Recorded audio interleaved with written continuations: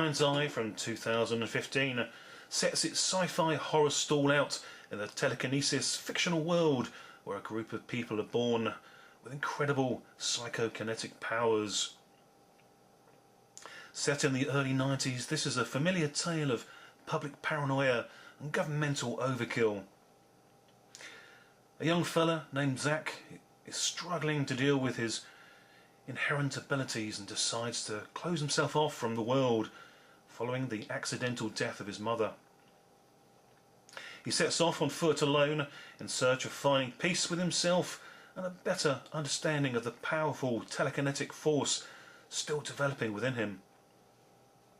Local police pull him over though in a random stop and search drive-by on a remote out-of-town road and pull him in for questioning with regard to a recent act of crime and him fitting the description given by a witness.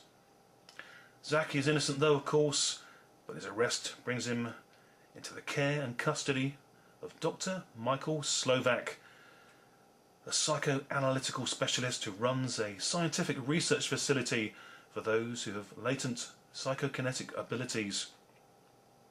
Slovak comes to Zack with open arms and a benevolent demeanour, but of course is not all that he appears to be.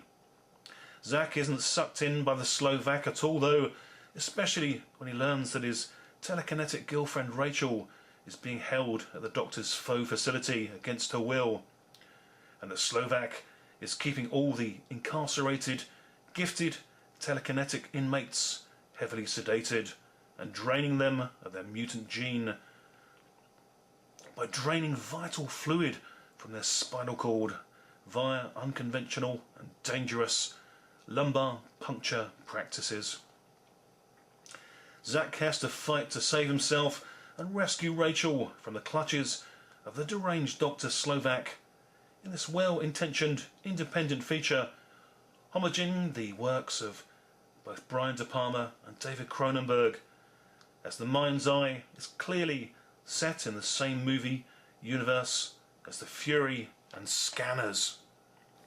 Director Joe Begos has an evident fondness and understanding of the telekinetic subgenre and a desire shown in his work up onto the screen to tread respectfully in the same footprints left by the success of both The Fury and Scanners.